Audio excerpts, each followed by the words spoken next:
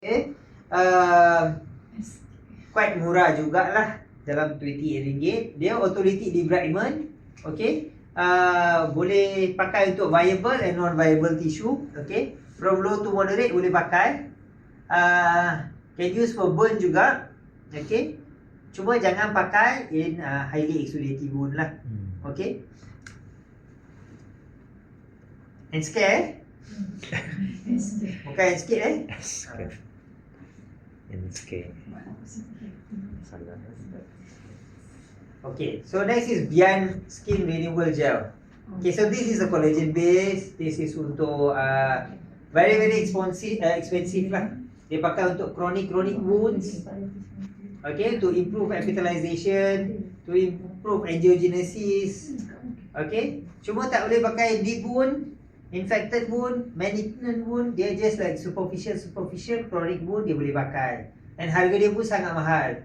5 mil RM460. Kita pun pakai less than 1 titik. It's not exactly even titik. Less than 1 titik. And kita pun pakai seminggu sekali je. You have to take like small dot like that and sapu. Tak boleh pakai banyak sangat pun, because it's very expensive. Okay, kita pun jimat-jimat. Okay. So next kita pergi to hydrocolloids. So hydrocolloids ni dia punya function to absorb exudate. Dia boleh pakai low to moderate exudate lah. Okay. So dia boleh promote granulation, dia boleh absorb exudate, and dia quite cost effective sebab selalunya hydrocolloids are very murah. Dia waterproof and dia transparent, so you can directly see the wound and you can know the process. Hydrocolloid ni you can keep up to 1 week. So the thing about hydrocolloids is orang tak perlu selalu buka dia. Okay, even burn wounds pun, okay, burn unit pun, some burn unit dia pakai. Sebab the main thing about burn dressing is you tak nak buka dia banyak kali. So hydrocolloid you can keep longer. Okay, cuma if the exudates is very high, can cause maceration. And kalau any wound yang ada depth, you tak boleh pakai. Okay, if there's depth, you cannot use. Okay, you can only use in like macam grade 2 macam tu lah. Grade 1, grade 2 you can use. If there's depth, don't use. Okay, and dia boleh berbau. Kalau luka tu dia dah start ada absorb exudate tu, they can ada a bad smell. Okay. And the hydrocolloids function also depend on the type of hydrocolloid. Dia ada thin, extra thin, and then the thick hydrocolloids. Okay, so depending on that, it absorbs the exudate and cushioning according to that lah. Kat sini kita pakai hydrocolloid extra thin lah. Okay, tapi ada banyak, quite commonly used hydrocolloids is the duodenum brand lah, which is slightly bit thick. Okay, cuma hydrocolloids anyhow it's still murah lah, and dia sangat cost effective because you can simpan lama. Okay, and tak perlu buka sangat. But if you're using it elderly patient or very dry skin ke macam tu, you have to use it cautiously sebab dia melekat sangat kuat.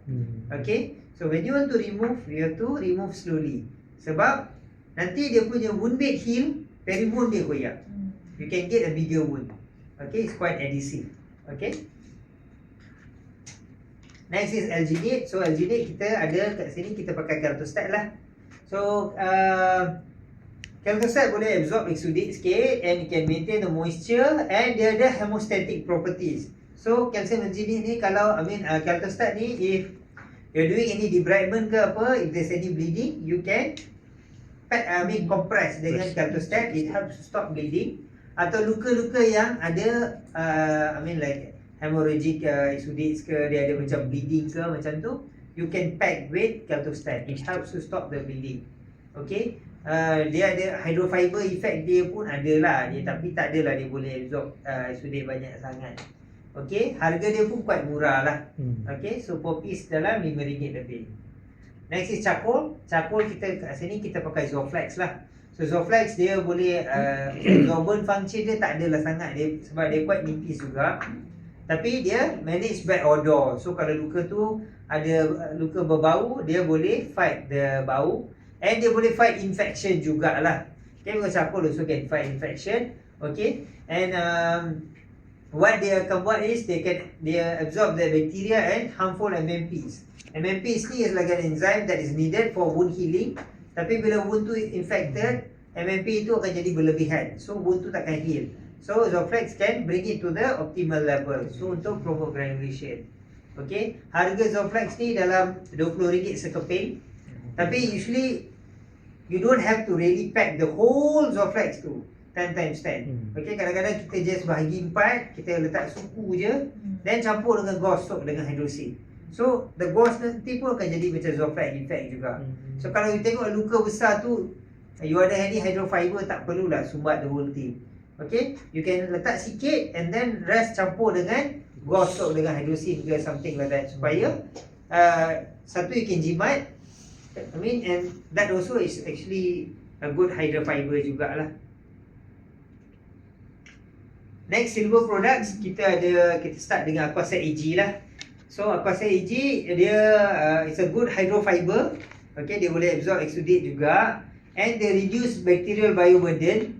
So dia boleh fight infection, dia boleh remove biofilm, dia boleh promote granulation, dia boleh buat some de-sloughing juga. So kalau tu ada some slough and all pun boleh pakai. And dia punya disadvantage, kadang-kadang dia boleh buat luka tu jadi gelap sikit lah, sebab dia boleh keluar some colour. Aquaset AG ni dia ada dua version lah. Satu is ribbon version, okay, 5x45. Lagi satu is the straight version lah, which is 10x10 lah. Okay, so Aquaset AG pun kita selalunya we don't pack the whole thing lah. You can just put quarter ke half ke and then mix with gauze. Gauze what is that? Satu you want to jimat lah. And kedua, when you combine like that pun, the gauze pun akan ada the effect AG juga when it mix with the Aquaset AG. So you can mix like that so that you can save. If your budget is big, patient willing to pay, then you pack the whole thing lah. Kadang-kadang janganlah kalau luka tu besar sangat, letak 3-4 Aquaset AG ke, tak perlulah. Maksimum 1 lah. Then you mix with, pack the rest with gauze soap dengan hydrosil. Kadang-kadang kalau luka besar sangat, I cut few pieces, I put in like the pockets, few important bits. I bahagikan macam tu and I lekat dalam. I tak adalah like macam pack the whole wound with the Aquaset AG ke or any benda yang mahal. Okay, because dia tak ada macam you letak Aquaset AG lagi banyak atau you put the product tu lagi banyak, dia akan berkesan. No, it's not necessary. It doesn't work that way also lah. So tak necessary kalau luka tu boleh sumbat 5 Aquaset AG, you put 5 Aquaset AG, luka tu dah sembuh lagi cepat tak? Okay? At the end of the day, you want to absorb the exudates and you want to give some silver ni. Okay? So, if you think luka tu besar, you potong kecil-kecil, you spread it evenly. Tapi tak perlu sumbat the whole thing with.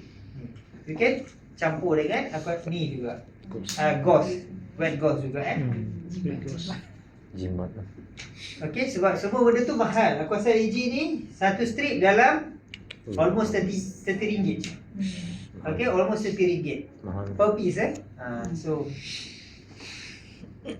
next is cardamine. So cardamine ni, kalau bajet korang besar and if you see a wound, you tak tahu apa nak buat dengan wound ni, memang you don't know what to do, this is we call a lazy man's dressing lah.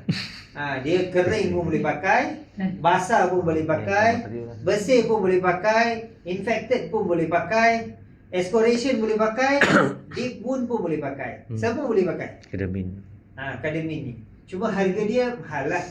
Ini harga hospital je. Kalau harga patient 250 one can. Tapi semua dia boleh. Sebab satu, dia ada silicon dioxide. Bila ada silicon dioxide, dia moisturize the wound.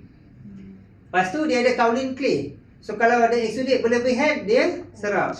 So dia exudate, dia moisturize pun dia buat, absorb exudate pun dia buat. Lepas tu dia ada silver. So kalau ada infection, dia fight the infection. Then dia ada hyaluronic acid untuk promote granulation and epithelialization.